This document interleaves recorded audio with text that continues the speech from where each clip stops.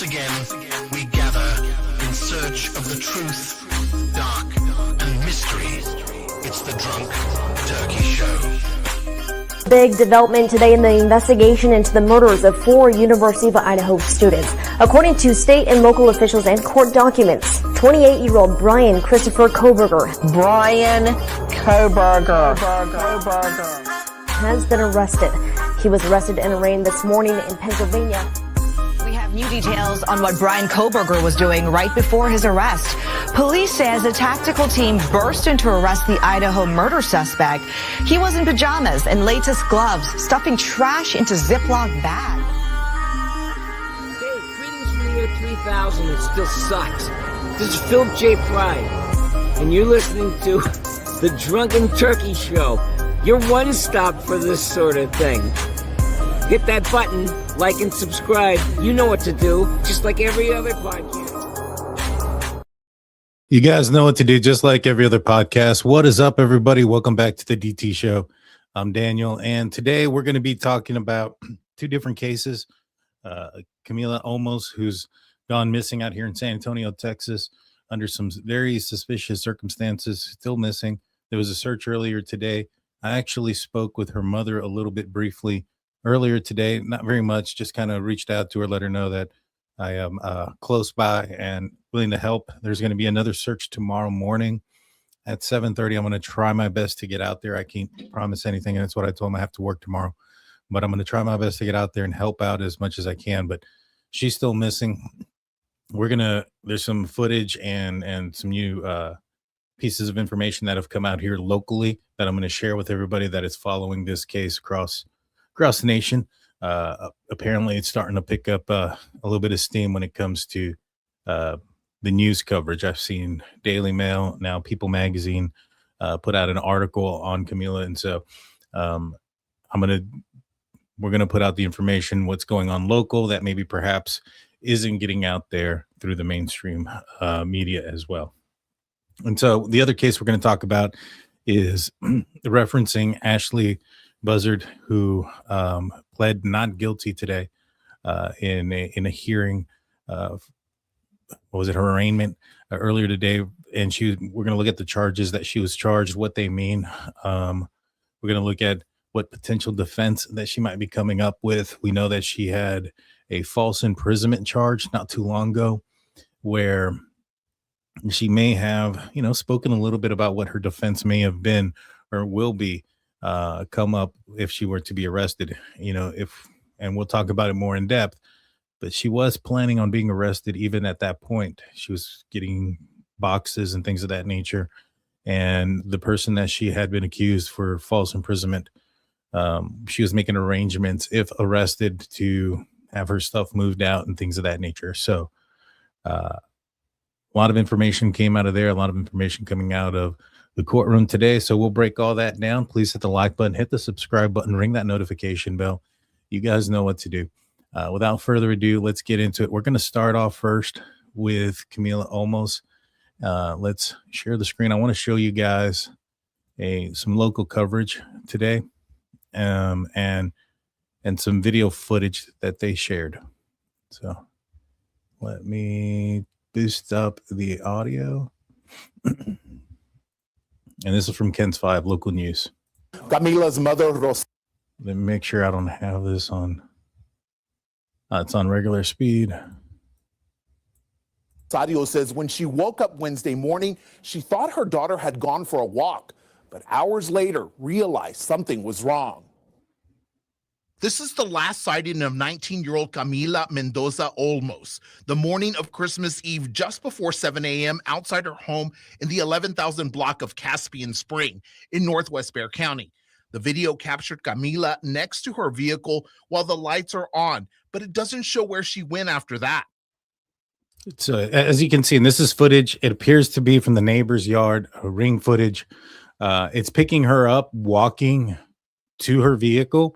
So this should tell us a few things about this camera and about the direction of travel. So one, if it's sensitive enough to catch her in her yard from the neighbor's yard, walking away from her vehicle, away from the camera, had she walked towards the direction of the camera, it probably would have continued to pick her up. So we can deduce that because the camera cuts off while she's searching her vehicle. So she's in her vehicle looking for something. Now, we're going to go through a few things on what it is that she could be looking for. Her cell phone was left inside. It was turned off. I do not know if it was turned off because she powered it down. I do not know if the battery was off. We're going to listen to her mother's explanation. You know, when I spoke with her mom earlier today, and in this interview, you can kind of tell that English may not be her first language. And so I wouldn't harp on like every single word she says because she's talking a language that, you know, we got to understand. She's stressed, anxiety, her kid's missing. There's probably a lot of feelings and stuff going on there. But what we can probably deduce from this footage is that she walked away from this direction. Now, from there, I'm not sure, but I would assume that if it was sensitive enough to capture her walking through her yard to her vehicle, and no longer capture her once she gets to the vehicle because it cuts off while she's in her vehicle, apparently looking for something. So she's in the vehicle looking for something. So that her vehicle at this point is too far. It's just recording because she had walked that direction. So she never came back. She never walked back. She never walked back to her house. She walked away from the camera. And so she didn't go back into her home either. Or at least if she did, it wasn't in the same trajectory or the same path of travel that she walked to the car. You know, perhaps if she went to the other side of the car and then maybe if she was looking for a phone charger, let's just say her phone was off because it died and she went to her car to pick up her charger. And then, you know, it was on the other side of the car. So she walked onto the other side, got it, and then walked on the other side of the driveway to her house not out of the same path. Then that's plausible, right? That's possible that she could have walked back without being captured on the camera. But what I can say is we're pretty sure that she didn't walk back towards the direction that she came from. All right, let's continue this. Her mother, Rosario, says they were asleep together that morning and she felt her get up. But when she woke up about an hour and a half later, she could not find Camila, but did notice her car was at the house. I called her cell phone, but the cell phone was there on the bed and it was turned off. So I put it to charge and I went out to look for her. I thought I would find her like other times, walking, and we would come home together. After getting back home. Okay, and so a little bit, she was, I don't know why they were asleep in the same room. I don't know if this is a house that they were visiting, you know, or if she didn't live, because this was the holidays. Maybe she didn't live there. Maybe she was, you know, off in college somewhere and she was back for the holidays and there was people visiting. I don't know why they were sleeping in the same room. Could it have been something as that, or could it have been she was having an argument with somebody and she wanted to just, you know, be in the same room with her mom? I don't know the answers to those questions. You know, and one other thing that I wanted to put out there, because I had already seen in the comment section that somebody had was trying to pick apart the mom's feelings and emotions and things like that, and say something to the effect that maybe perhaps there's something nefarious to her. And I do not believe that at all at this point. What I will say is the way I got notified of this missing persons case was through my neighborhood Facebook group. Her family was sharing it all over the place. Her family and her mom are desperately looking for her. I do not sense anything like that and whatsoever. I know I already saw it in the comment section. People were trying to overanalyze the mom and some of the things that she had said. Not the case here from what I can see. Like I said, they have put out as much information as possible. And we're desperately reaching out. That's how I got my attention, through my neighborhood Facebook group. So I just wanted to put that out there before that starts to catch some sort of steam. And we would come home together. After getting back home and calling her boyfriend and Camila's father to ask if they had seen her, she then called the Bexar County Sheriff's Office to report her missing. Rosario said she spent all Christmas Day searching for Camila in areas near their home with a large group of family and friends, but so far they have found no sign of her. Rosario says she has hope she will find her daughter, but still can't believe it's gone on this many hours without finding her. Y solo le pido a Dios que por favor I only ask God to please, please bring her back home. Bring her back to me. Rosario says it's not normal for Camila to disappear like this. Rosario says she always knows where Camila is at. And while she prays for her return, she's also asking the community for prayers. Pray, pray, pray, and ask from the heart to God and the angels and the Virgin Mary, whoever you believe in, to please for my daughter to return. And if you know anything about Camila's whereabouts, contact the Bexar County Sheriff's Office. Mike Amitis, KINS 5. So just a little bit of an update. Again, I wanted to point out, the area. Let me go back to where they showed the pictures of the vehicle. And so this is a better view. I'm going to try to find this area on a camera. On the Google Maps. I haven't been able to find it yet. I know that tomorrow they're meeting at 7:30 in the morning, local time, at the community center for the neighborhood. And there's going to be another search. I'm going to try my best to get out there. I can't promise that I'm going to be there. I do have to work tomorrow. But I fully intend on my days off to search the area and try to get a better understanding of this area and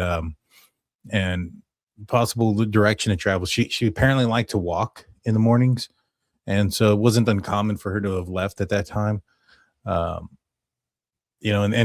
knowing this area fairly well, this area is a little bit, how can I put it? It's between two busy roadways. And so you have, I believe it's called, what is it? It's not Shanefield. Is it Shanefield? I think it is Shanefield. And then on the other end, I think it's Braun. And so these two streets are like major streets where a lot of traffic go back and forth. And in between there, it can be a little bit busy. So the reason being is vehicles will tend to turn into the subdivision to avoid heavy traffic areas around there. And so let me pull it up real quick on the map. It'll probably be easier to explain this way. Okay, so here's the maps. Let's push this to north.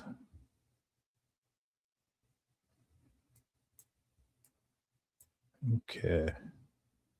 So here's the White Horse HOA Sports Park complex. This is where the search is going to be met at. And this is the 1100 block of Caspian Spring. So she was somewhere in this vicinity. Now what I couldn't figure out is which home it was yet, but I just got out of work myself. So I hadn't had an opportunity to look if it was, this intersection here. It could have been, this is why it blocked out, may have been there.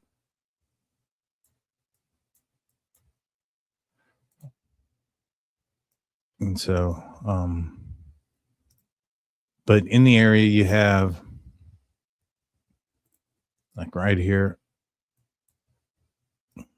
well, that's fenced off, so you can't really get behind there.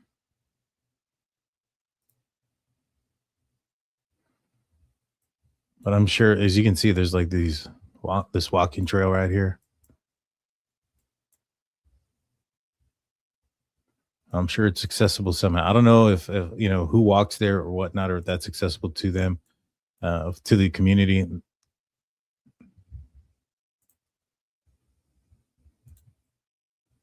I'm sure there's like if she would have just walked through the neighborhood to get to like the green belt. See, I'm very familiar. I've driven down this road quite a bit. There's a school behind here. I think this direction.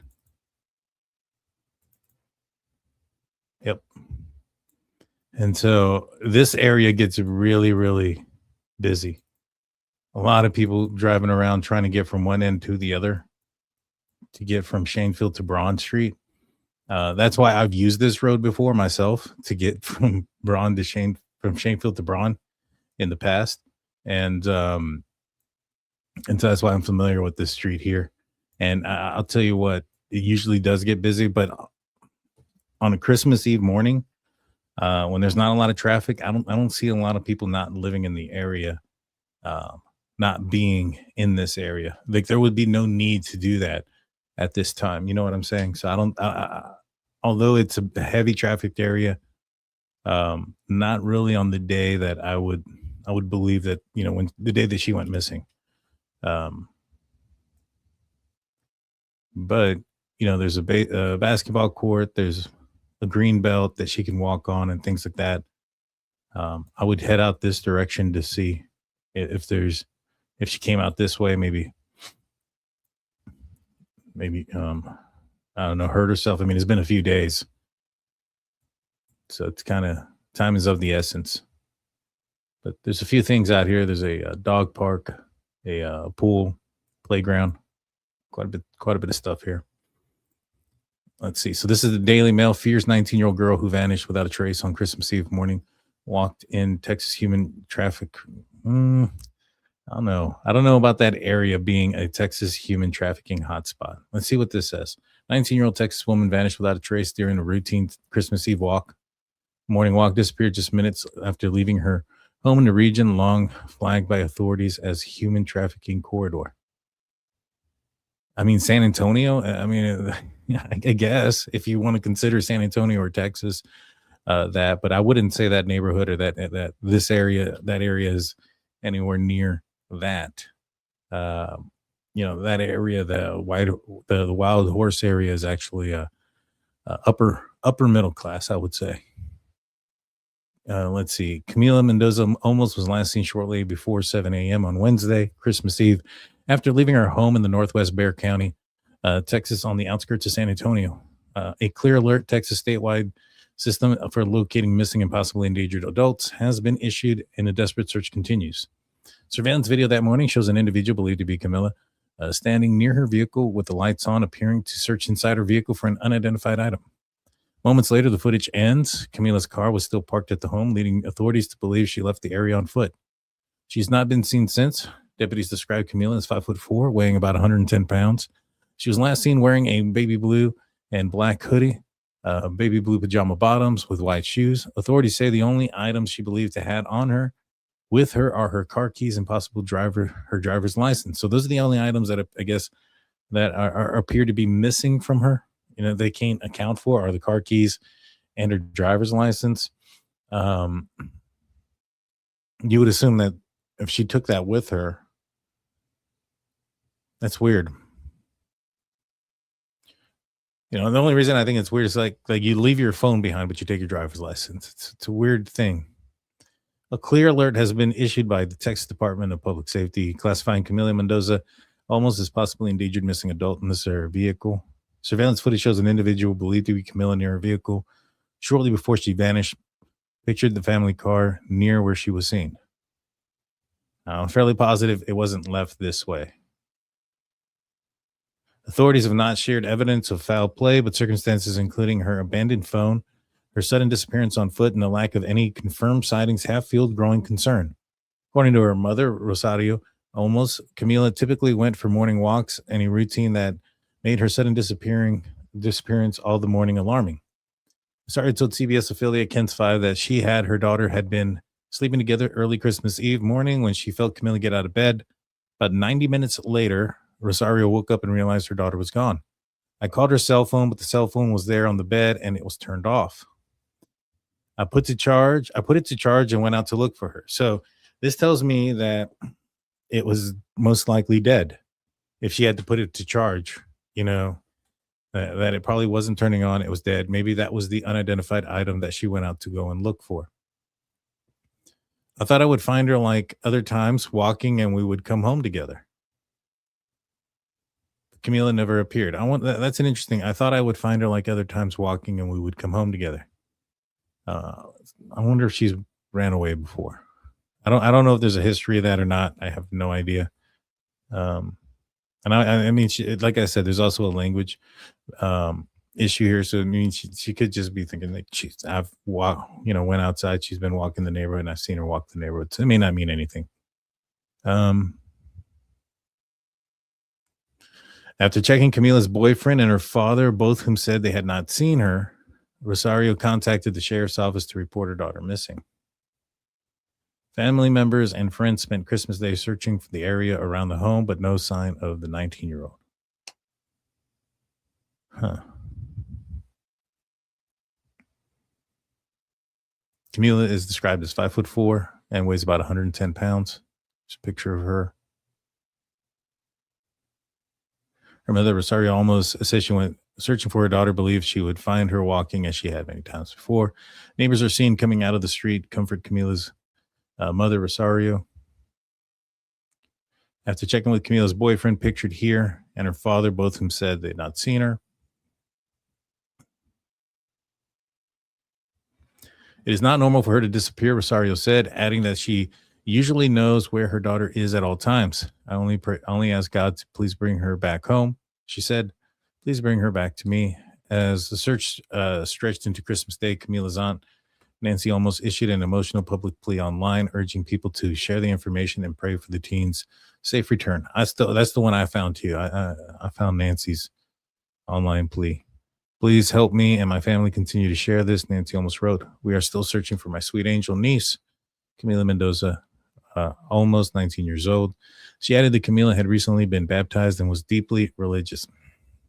She loves God with all her heart, and we are desperately looking for her, she wrote. And that says a lot about her character and stuff like that. So this probably, should start to kind of form a picture of, I think maybe she went on a walk. Hopefully she did not run into the wrong person. I guess that's one of the things that everybody worries about, right? And man, it's sad because it's already been a couple of days. I hope we can find her and find answers soon. Let's see. Hey, Dr. Vona's in here. How's it going, doctor? Let's see. Acknowledging the timing of the disappearance on the one year's most sacred holidays, almost appealed directly to the family celebrating together.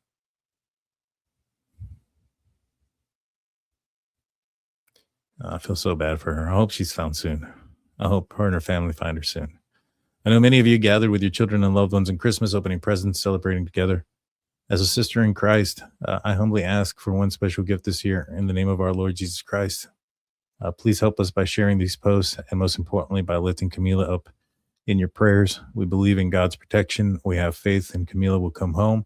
She added, thank you for the bottom of our hearts. The Texas Department of Public Safety issued a clear alert identifying Camila as a missing adult who is possibly endangered and a designation that allows law enforcement to rapidly share information statewide. All righty. So what do we think may have happened here? Again, she's out looking for a vehicle, looking for an unidentified item, leaves her phone inside of her house. If her phone was dead, there would no need to bring it with her to go look for her charger. So my assumption is the going outside and searching for her vehicle is looking for the phone charger. What makes her leave that? Right? Because it's not like she's like, oh, I didn't find my phone charger. Let me go for a walk. That doesn't make any sense. Something had to have interrupted her locating the phone charger. What interrupted her phone charge search? Perhaps maybe somebody was aware that her phone may be off and went to go and ascertain why their phone was off. Her phone was off, and maybe that made them upset. I don't know. That's just speculation. But something interrupted her from searching for that item because she didn't go back inside the house, right? And unless she lives close to somebody that she trusts that would have been awake at 7 a.m. on Christmas Eve, that she would have walked to see if they had a phone charger, doesn't really make sense there, right? So if you guys live in the area, in the 78254 area, check your Ring cameras and your surveillance cameras. If you see anything that morning, especially description of a young lady walking around, please turn it in. If you see any vehicles driving around, even if you don't see anything, I think you should save that information as soon as possible. Save all of it, even if there's nothing there, because evidence of when there should be something, could be something, right? Like, for instance, if there is a footage of her walking down one block and then you have 3 or 4 houses away and that camera never picks her up. And so the person that doesn't know about the footage 3 or 4 houses away that picks her up walking in the direction of their house, if they don't know that, and all they say, they look at their footage and see that there's nothing there, well, that's a huge clue. That means something happened within those 3 to 4 house range, right?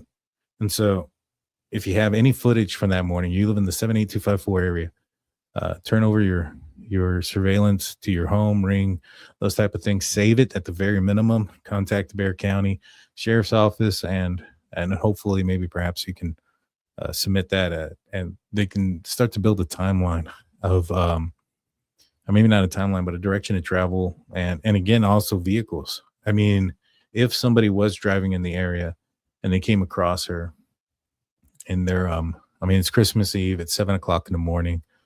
Maybe somebody had a bender all night and, came across her and something did something horrible. That video of that vehicle out and about that morning, there shouldn't be very many, at 7 a.m. on Christmas Eve. So, even though we're going to see probably more activity than we would like in a rural area, we're not going to see a lot. And so those vehicles could be narrowed down to be just nobody, right? But at the end of the day, if one of them is something, or they did see someone, or they saw something, it'd be good to track them down. Let's see. And this is from, let's see this real quick. And this one's from KSAT. Running away doesn't seem like her. Friends, relatives resume search for missing 19-year-old. So that's one of the questions I had about maybe she ran away before, but she's 19 now. So she doesn't need to run away. So I doubt that that's the case. But before we start, we got Bubbles and Dolls with $3 super sticker. Thank you. Thank you so much. And then we have a new member, Carol. Carol. I'm sorry if I can't pronounce the rest of it. Welcome. Both of you guys. I appreciate you guys. Thank you so much. So this says here, and I know for those that aren't local, it's Bexar. It's pronounced bear, like a bear, but those that aren't local, you probably hear him say Bexar. But this is Bexar County. A clear alert has been issued for the 19-year-old girl who's last seen on Christmas Eve in the far northwest Bexar County. According to Texas Department of Public Safety, Camila Olmos was last seen just before 7 a.m. on Christmas Eve in the 1100 block of Caspian Spring, located near West Loop 1604 North. Olmos family and friends said they have not given up hope. And so this is, the general area. And here it is, Shanefield and Braun. Those were the two streets I was talking about. And I wish I could zoom in on this. I got it.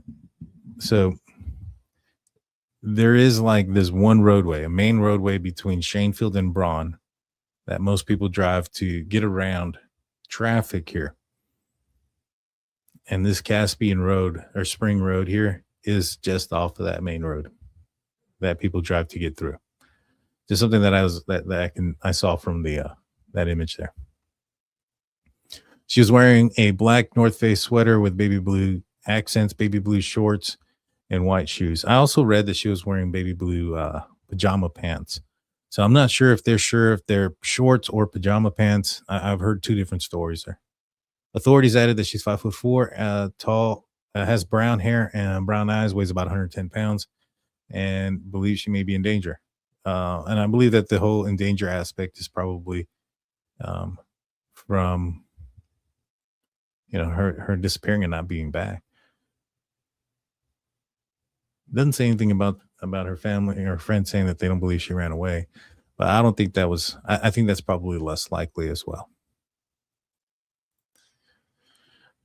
Crazy stuff, guys. Well, if you guys have questions about the about her case, put a couple of stars. I'll bring them up, in the next 2-3 minutes, and then we're going to transition to Melody Buzzard's case. Let's see. But yeah, I'm going to try to get out there possibly tomorrow. I'm not sure, but I'm going to try. That's your question too. Yeah. For your phone charger. Yeah. I think a lot of people are thinking it's the phone charger. No, I was not doing a prayer. Let's see. But yeah, I'm and everybody, please hit the like button. Hit the like button and subscribe. I'd appreciate that. It's a sad situation. I hope she's found soon. It's crazy. Any info on her phone, messaging, etc.? Not that I'm aware of. You know, the only thing I know about the phone was that it was turned off and it was found on the bed, and that the mom had to charge it, or she put it on the charger before she left. So I'm assuming it was dead. You know, that it died, and I'm assuming the item that she was looking for in her car was her phone charger. You know, she'd been missing a while, about 90 minutes. It's a good amount of time. You know, a lot can happen in that time. She could have walked a long distance away. Just super sad and unfortunate.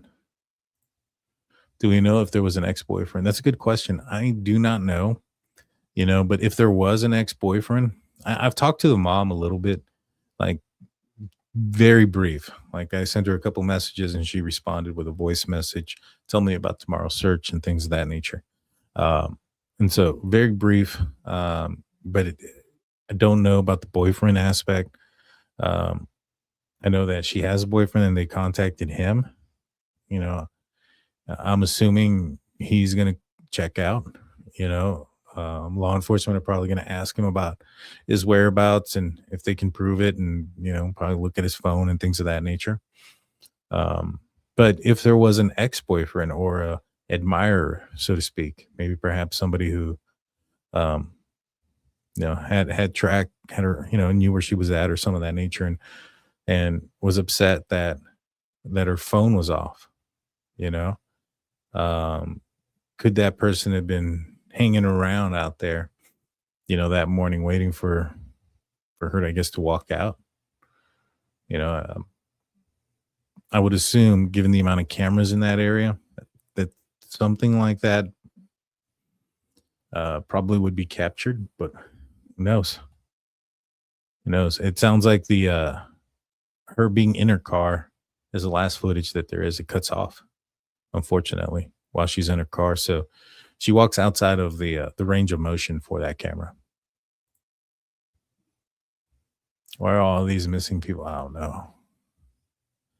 Happens so often, though. I'm not sure about getting the phone charger since her mother was able to charge Camila's phone in the house. Does dad live with mom? Dad does not live with mom. Mom called dad to see if he had seen her. That's a good point. That is a good point, that maybe perhaps that was the case. However, she could have used her charger, right? So, like, for instance, and I don't know this. So mom could have woken up, saw the phone, it was dead, unplugged her mom's phone and plugged in daughter's phone to charge it. You know, she may not have had access. Camila may not have access to the charger that her mom had at the time that she woke up. But you do make an interesting point. If it was like a spare, or it was one that was just there that she could plug in, that is fair. That is a true point. You know, but for her to have left her phone behind and take her driver's license with her, probably more so that the driver's license just happened to be on her person than her taking it with her on purpose. That's just my opinion, speculation on that part. Like, she may have had it in her pocket, you know, from earlier the night before. And obviously the keys were to go through the vehicle. It's crazy a young woman like that didn't have her phone on her, though. Yeah. That's why I think it may have been dead. You know, if her phone died or it was about to die, she may have ran outside and left it there. Especially if it did die, there'd be no point in taking it with her to go try to find the charger. You know what I mean? But very, very good assessments on those things. Like, why didn't she have it on her? You know, my question mark is, was it common for mom and mom and her to sleep in the room without any reason behind it, right? Like, were they sleeping in the room because they had family, and her room had a bunch of other people, and there was a bunch of people celebrating and there was family there? That's a possibility. Or was there a reason, you know, kind of like Maddie and Kaylee in the Idaho murders, where Kaylee was going through a breakup, they were hanging out together, and was she going through something that she wanted, to not be alone that night and slept with her mom for that reason? I don't know. I don't know the answer to those questions. It could be a nothing burger. It could be that, she was going through something emotional and she didn't want to be by herself. And if that's the case, you want to look into that, right? But no idea. No idea. That's just speculation. Right now, the only thing that I feel is that something interrupted her from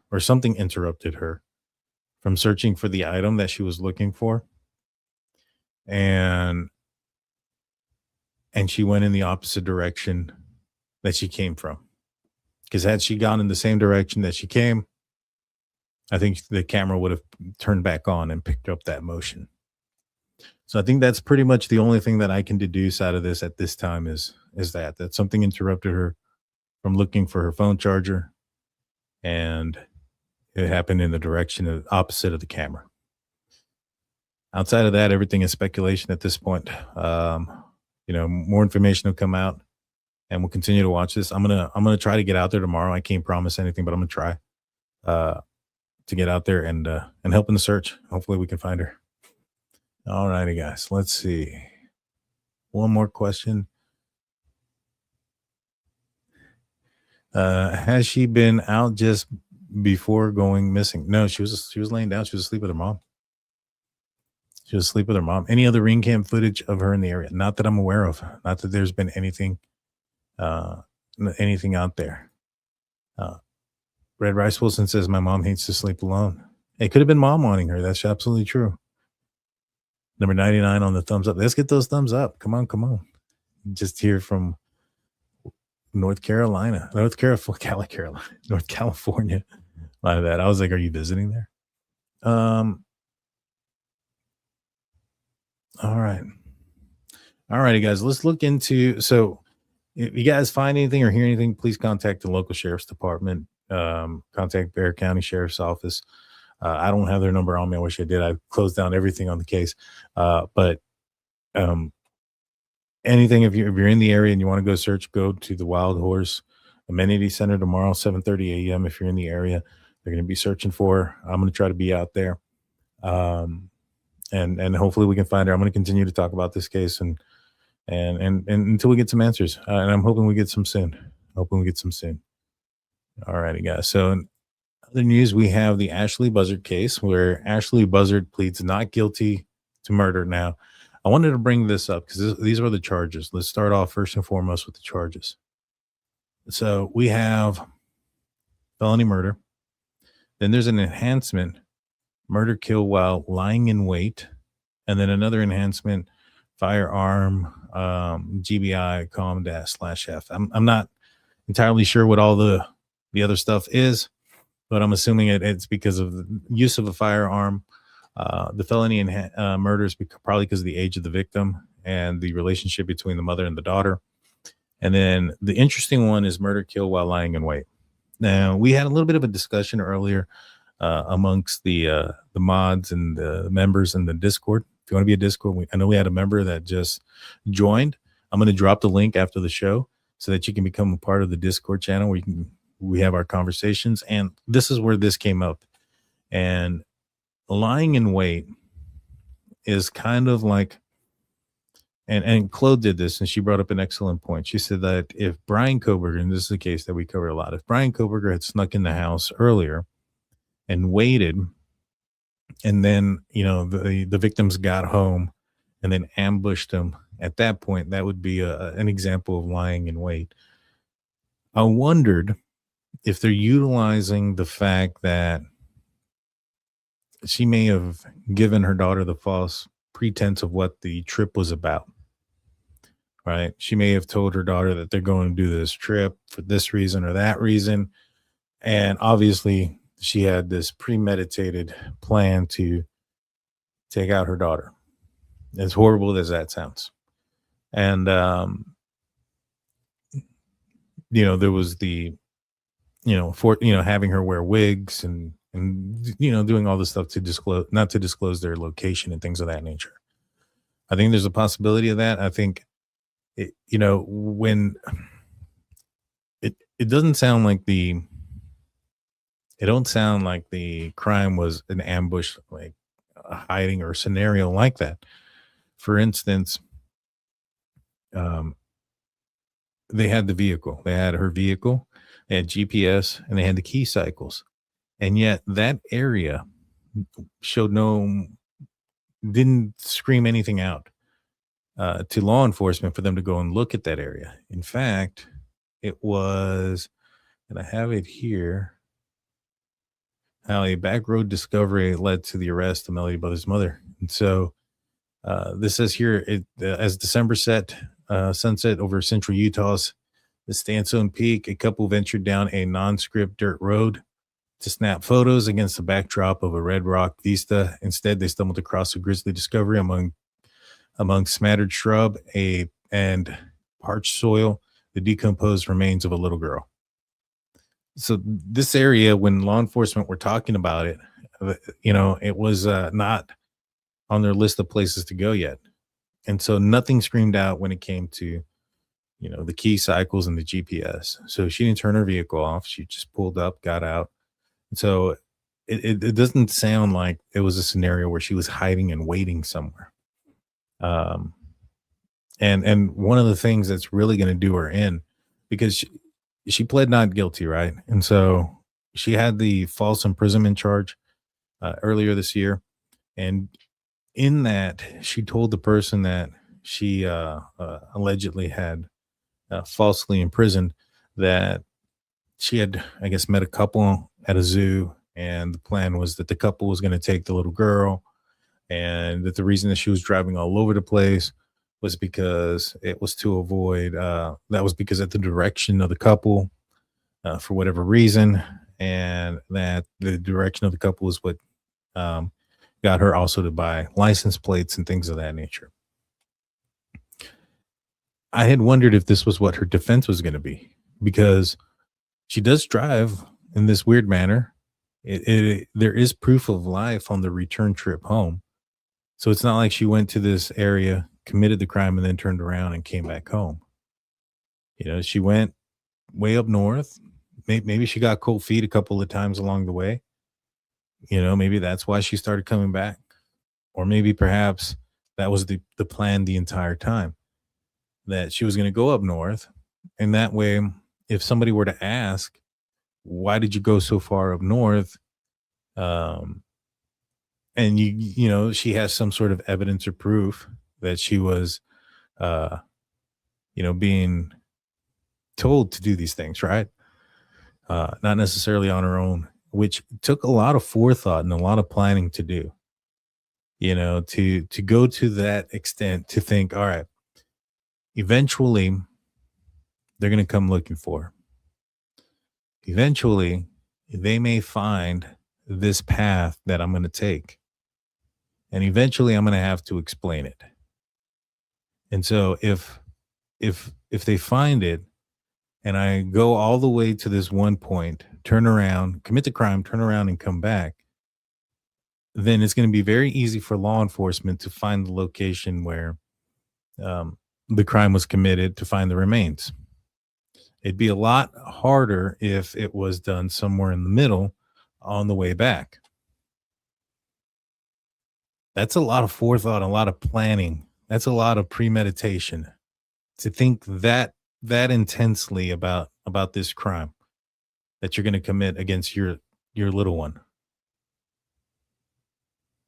You know what I'm saying? And why get the rent-a-car? Why do all that? I think she probably knew it was going to eventually get caught up to her, but I think she was hoping it would stall long enough that things would disappear, like video footage, surveillance footage would be rewritten or copied over or deleted, things of that nature by the time they got onto her. And so, again, this sounds like somebody who put a lot of thought into this. Like, this isn't something you just do on a whim and think, all right, this is what I need to do. This is what I need to do. And then from one day to the next, you do it. This is a lot of thought. This is why I was saying this woman is evil. This is the face of evil. Because to have committed the crime in the manner that she did and doing the steps that she did took a lot of planning and pre-thought. And I'd be more surprised if she didn't write some of this down somewhere. But like the murder weapon, it's probably, it's missing. Now, what really kind of, I guess, screws the pooch for Ashlee Buzzard, as far as her story, is that they found a round in her car. And it matched the spent rounds that were out at the location where the little girl's body was found. So why does that mess things up for her? Because if she is going to come in and say that she met these two people at a zoo and they coerced her into doing all this stuff, and then she met them and she handed them over, how is the spent round in her car or on her property or in her possession now? So that means that she had to have been present when her life was taken. You can't give melody to these two people, leave that area, not know what happened to her, and then have a spent round on your person or in your property or possession. Those two things don't mix. So what is she going to do? Is she going to try to claim insanity? I don't know. I mean, she has a history of mental health, and including, I believe, schizophrenia is one of them, and some other things. I think Nick Rayner, the director's son, he killed his father, slit his throat and his mother, and he's using that as an insanity plea, and he has history documenting that as well. Now, I think there's a little bit more there to show that he was becoming very more erratic and probably should have been locked up, not under the care of his elderly parents. But that's just my opinion, and I don't know everything about that case, so I don't want to talk too much about it because I'll end up getting way over my head because I don't know absolutely anything about it. But could she use, being Ashlee Buzzard, a similar defense? I think she's going to try. I think she's going to try to throw both things at the wall, say that she was crazy, maybe even, I wouldn't even be surprised if they use these two people as a figment of her imagination, right? That these people did tell her she did meet these people, but this was all in her head. Maybe that's their defense. They're going to try to combine the crazy and what she told to create one story of a couple that she married that didn't exist, only in her head, that only existed in her head. And given her problems when she was 9 years old, because at 9 years old for Ashlee Buzzard, her mom took her away from her dad because her dad was abusive and a bunch of other things, according to an article that we read. I can see them trying to use that as a defense. I can see them trying to combine the two. Will it work? I doubt it. When you see the amount of premeditation that it's gone into to commit a crime like this, nah, there's no way. She planned this out to the extensive degree. I don't know much about the director's son's case, but I reckon to believe that there's probably a lot less premeditation involved in that, and that was more of a snap, somebody snapped scenario versus something like this going on like a days long trip on the way back, commit the most heinous crime of all, have the wigs, have the vehicle, rent a car with the license plate change, act in a manner that is consistent with the story that you're going to tell later.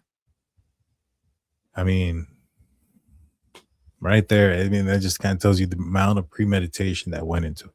So do I think it's going to work? Nope, I don't, because of the amount of premeditation. But are they going to try? I'm fairly positive they will. Now, let's look at a couple of things. This is from the Los Angeles Times. Courtrooms gasps as Ashlee Buzzard pleads not guilty in the murder of her 9-year-old daughter. Ashlee Buzzard pleaded not guilty Friday to first-degree murder, the death of her 9-year-old daughter, Melody, whose remains were discovered in Utah on December 6. Authorities believe the child was shot and killed October during a multi-state trip after her mother took deliberate steps to avoid detection. Ballistics and DNA evidence linked Buzzard to the remains. Investigators said she remains held without bail, and preliminary hearing is scheduled for January 7th. Ashlee Buzzard, the California mother accused, as we just said. Well, let's see. The courtroom erupted as Buzzard entered a not guilty plea on all counts. As people seated in the gallery cried, "Oh my God."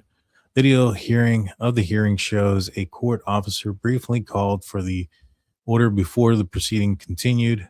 Buzzard will remain without bail pending further proceedings.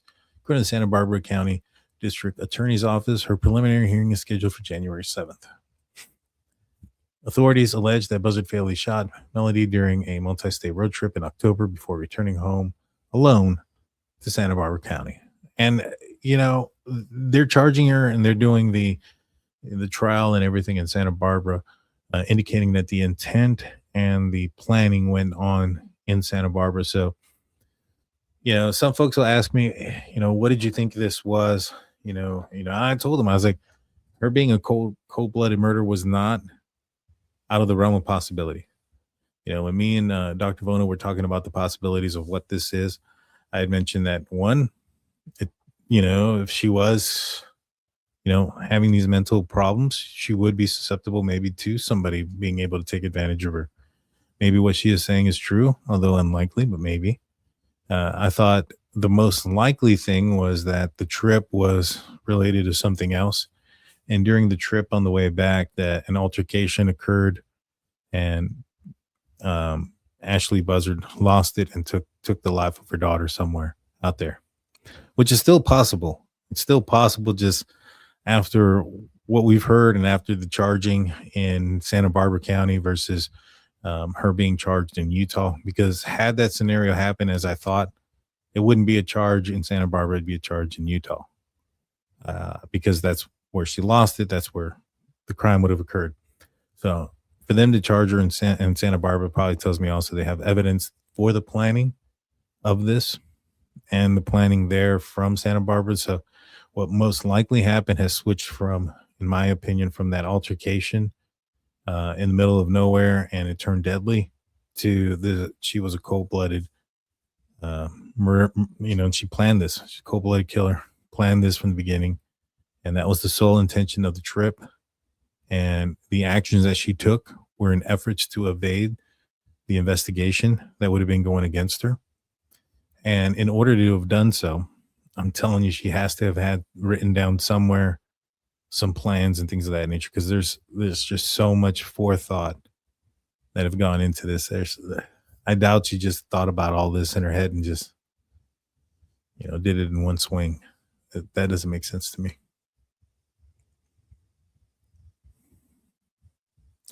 Let's see. It says prosecutors allege Buzzard carried out the murder with a high degree of planning, sophistication, and professionalism. So obviously I haven't read this, but that's exactly what I've been trying to say. That this has taken for this to have occurred, there was a high degree of planning, to have gone through a lot of forethought. There's no way you complete like this without that much forethought, without that much planning. This doesn't make any sense. Criminal complaint described the murder as thoroughly planned and professional, alleging Buzzard carried out killing the high degree of cruelty, viciousness, or callousness. This level of criminal activity is particularly shocking given the calculated, cold-blooded, and criminally sophisticated premeditation and heartlessness that went into planning it. Santa Barbara County Sheriff Bill Brown said at a Tuesday news conference. One way you guys can tell if I've read the article before or not is if it's highlighted. If it's not, probably haven't, as you can see. Ballistic evidence played a key role in this case. Investigators said a cartridge casing recovered near the Utah crime scene were matched through federal database and expended casings previously found during a search of Buzzard's home in the Vandenberg village. The live round similar to the ammunition was also recovered from the rental car Buzzard used during the trip. According to law enforcement officials, DNA testing later confirmed a familial match between Buzzard and the remains found in Utah.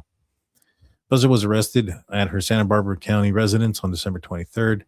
Investigators relied on physical and digital and forensic evidence when cooperating from the suspect was not forthcoming. Cooperation from the suspect was not forthcoming. Authorities have not identified a motive and do not believe anyone else was involved. If I had to say what the motive was, I think that she got spooked from like school and stuff. And I think she thought that somebody was going to take her kid away, like CPS or maybe even the paternal family, the paternal grandmother. And she, this is my speculation and my thought process. And I think she was in a situation where she's like, I think she's had other kids taken away from her. And she's like, I'm not going to let somebody take another kid from me. If I can't have her, no one can. And she goes out and does something horrific like this. That's kind of where I'm sitting on this case right here. Investigators said Buzzard was uncooperative throughout the entire investigation and declined to provide a verifiable explanation for her daughter's whereabouts when deputies first contacted her in October. Detectives later obtained search warrants for Buzzard's home, storage unit, and a rental vehicle tied to the road trip. Melody's disappearance drew widespread attention with family members and community members' ongoing searches as authorities tracked down her mother's movements through California, Nevada, Arizona, Utah, Colorado, Wyoming, Nebraska, and Kansas. It's a lot of states. I mean, there's 3 of them, Wyoming, Nebraska, and Kansas, that she went through, and 2 before eventually committing the crime on the Colorado side of the Utah border. Crazy stuff. Goes on to say that prosecutors allege Buzzard's intent to kill was formed in Santa Barbara County, which is why the case will be tried locally despite killing occurred out of state.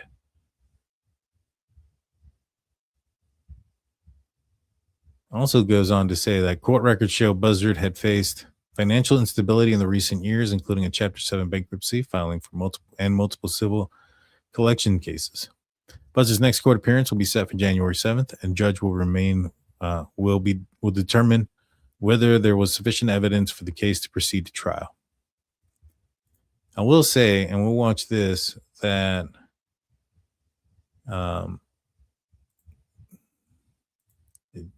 Ashlee Buzzard looks different. She looks rough. She looks super pale, and she looks like she's aged a lot since her first arrest, when she got arrested for the false imprisonment. But let's watch this. Yeah, Nicole, just came out of the courthouse, and it was quite a dramatic arraignment because that not guilty plea was entered. And Nicole, there was an audible gasp in the courtroom because in there was paternal grandmother Lily Dennis, as well as Melody's half-sister, who is an older child of Ashlee Buzzard's. So there, one of the court officers had to, call for order in the court because of that audible gasp. We do know now that the preliminary hearing for Ashlee Buzzard next in this case will be January 7th, and she's going to remain in custody on no bail. Now, so here's the little timeline here. Shell's shocked one says, anyone know when they searched the rental? Was it pure luck they found evidence? Shouldn't it have been cleared? Well, they found the shell casings, right? So what does it tell us? It tells us that they didn't find any blood or any other evidence that a homicide had occurred outside of the shell casings. And so that most likely means that Melody wasn't transported. She probably, given that information and also the fact that there was spent cartridges at the location of where her body was found, that was the location of where she lost her life. that's where it went down. And so, had there been blood in the car, I think they would have arrested her much sooner. Much sooner. The charges she faces include first-degree murder, as well as discharge of a firearm causing death. And there is a special circumstance of lying in wait. There you see video from inside Ashlee Buzzard's home. I obtained this from a source. This was right after her arrest and after law enforcement had cleared the scene. You can see how disheveled her house was. A gag order has been imposed in this case. The Santa Barbara can see how disheveled her house.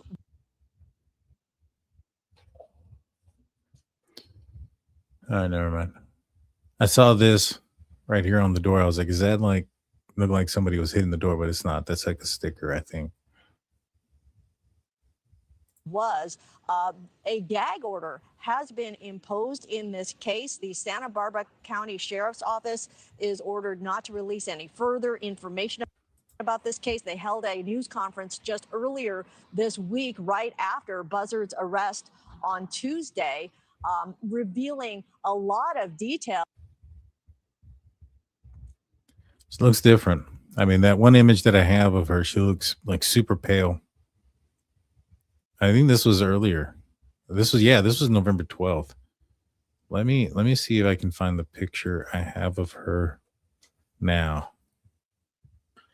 And so that way we can kind of compare and contrast there. Okay, give me a second, guys. Pull that up real quick. Shouldn't take me too long. That way you can kind of see where she was and where she is now.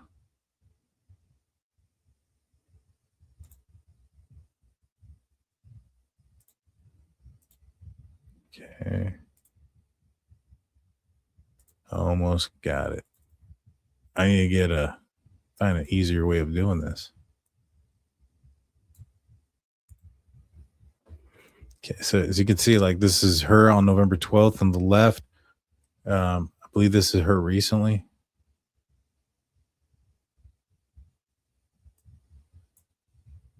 A lot more pale.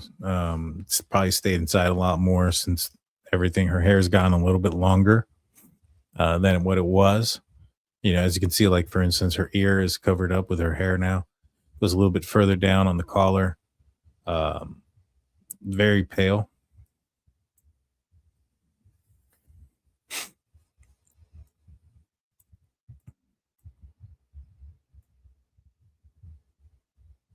This guy got the same 5 o'clock shadow, but she looks very different. My opinion, she looks different.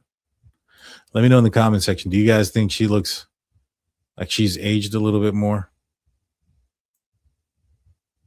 What do you guys think? Let me know in the comments.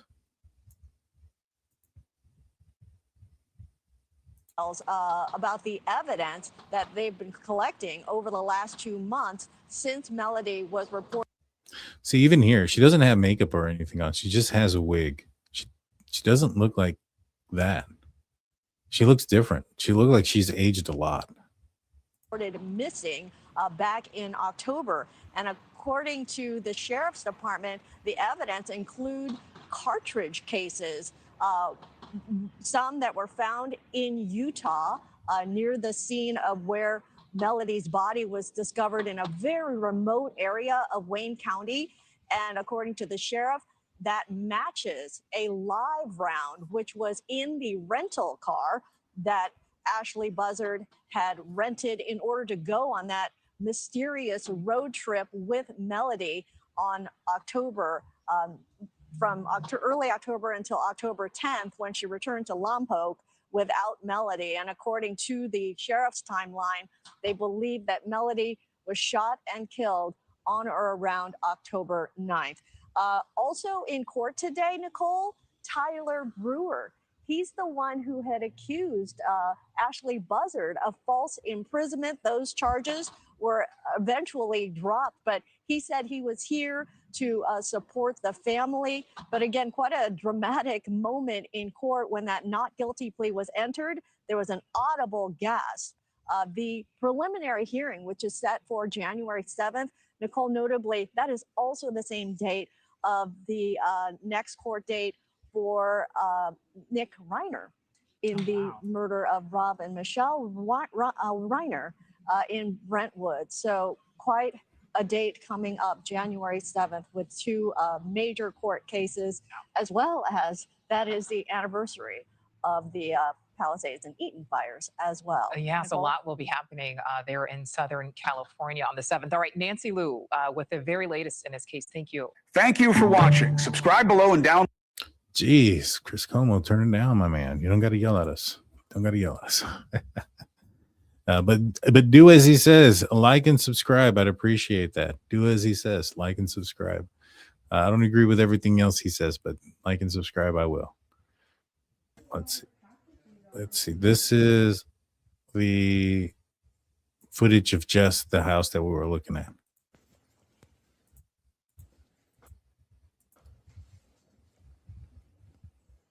Things are disheveled. Look at that little, this is creepy. She has a little chair right here, which is the same as that one. So she has like the matching, the big one on the side right here is the same as this little chair. In the center of the room, she did have like a pillow that was dressed like her and had like a little shrine. Just crazy stuff.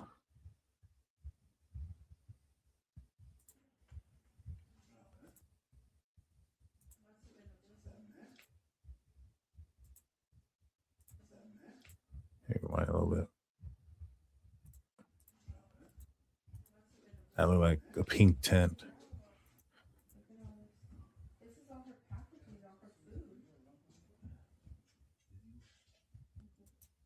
A lot of mess. Doors off hinges. What is that? Some on the floor. I don't know what that is. Another bedroom back there.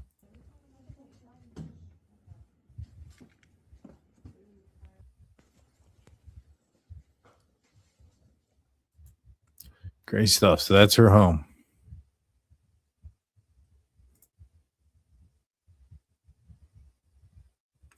That is her home. It's crazy stuff, guys. Crazy stuff.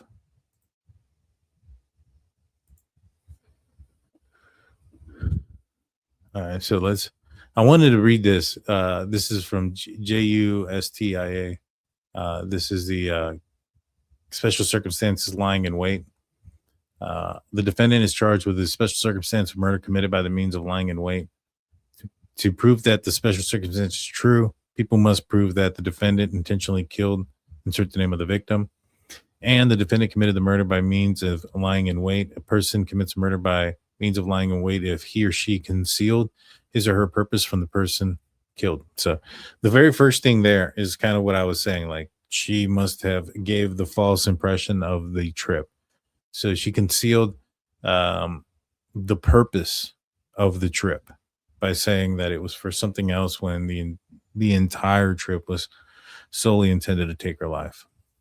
He or she waited and watched for an opportunity to act. I don't know if that one is going to fit this scenario, but I think one definitely does. Then he or she made a surprise attack on the person killed from a position of advantage. I'm sure that they're going to be able to determine that from the exit and entrance wounds of the victim, and that it was from if it's from behind, which I'm assuming, it's just an assumption that the entry wounds are from behind, then they're going to try to articulate that as her not knowing, this being a surprise. This is a position of advantage, being from behind. I also think the position of advantage could be the parent-child relationship gave her an advantage of trust, an advantage of her letting her guard down and going along with whatever story that her mother was feeding her. It goes on to say the lying in wait does not need to continue for a particular period of time, but its duration must be substantial and must show a state of mind equivalent to deliberation or premeditation. I mean, the fact that this was days long also,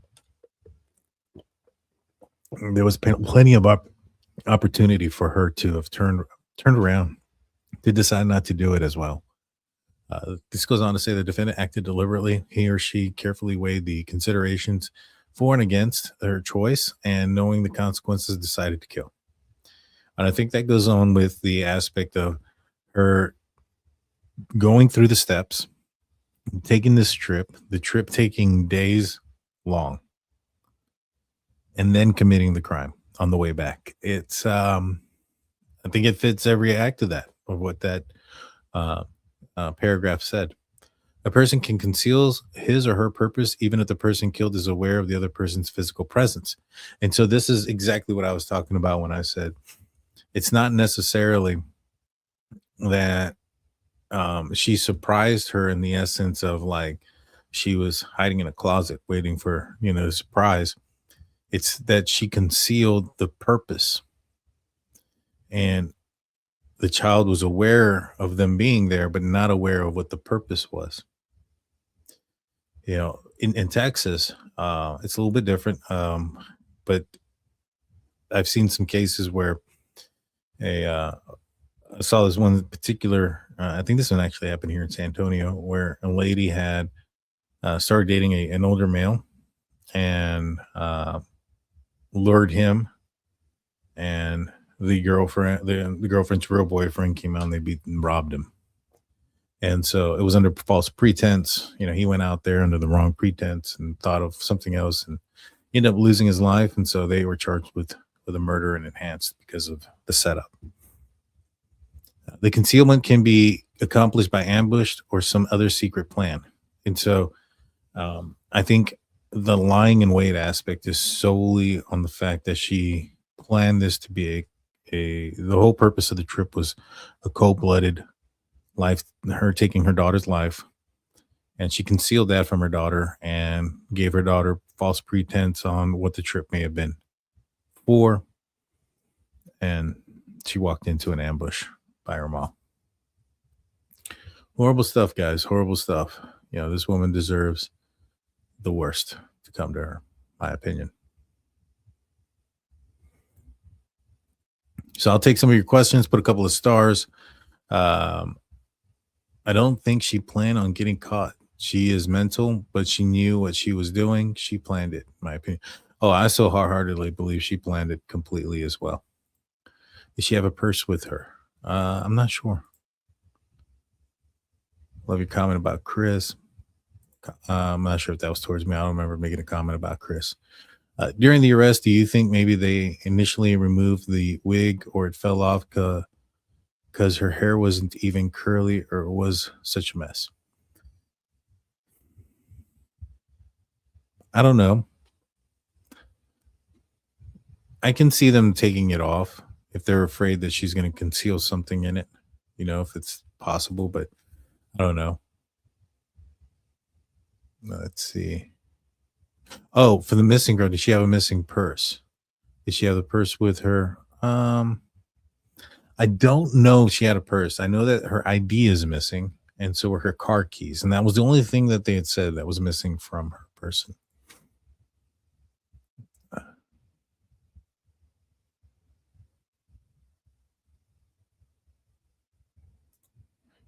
The local people said she had been living only in the back of the house, and she was always had her headphones on and her purse with her, even getting mail. Wonder if she knew they were coming soon. Oh yeah, she knew because she even told the guy that she was arrested for the false imprisonment, that she was preparing to be arrested for Melody's disappearance. How was our Christmas? My Christmas was awesome. I had family over. I was a little bit tired, I'll be honest. So PTSD is a mother trucker. And long story short, I was scrolling through the X earlier that day, formerly known as Twitter, and came across a video of this I don't even know why it was on X, but it was a little toddler who had gotten bit by a pit bull. And I got bit by a dog not too long ago, a pit bull, and it hit an artery, nearly lost my life. It was a pretty serious situation. And so I saw that, and that kind of had me in a mood all morning yesterday, jittery and everything else. And so I had to take an anxiety pill, but which worked amazing. But my goodness, did it make me tired. So I was like super sleepy towards the second half of the day. But my Christmas was awesome outside of that. Once I took that anxiety medication, I was able to come down a little bit from that moment. Had family over. We had like a nacho bar thing going on. It was pretty awesome. We had some barbacoa tacos. For those that don't know, it's a Southern tradition. And it was a good time. I hope everybody had a good Merry Christmas. I know the New Year's is coming around. Hope everybody has a Happy New Year. My birthday's around the corner too, and so I'm not looking for that. Another year older, but yeah, I hope everybody had a great Christmas. Let's see. But all righty, guys. Well, that's gonna do it for me tonight. I'm gonna be back on for sure on Sunday. So Sunday night we're gonna do a show, myself and Nathan Hines, about a football show. We're gonna do it tonight, but he had to work, and I wanted to talk a little bit about these two cases here. And so we'll probably have a football show on Sunday, but I do plan on going live sometime tomorrow if anything breaks in one of the cases that we're discussing. And so please hit the like button, hit the subscribe button, ring that notification bell. You guys are awesome. I'll see you guys tomorrow. Until then, peace out, guys.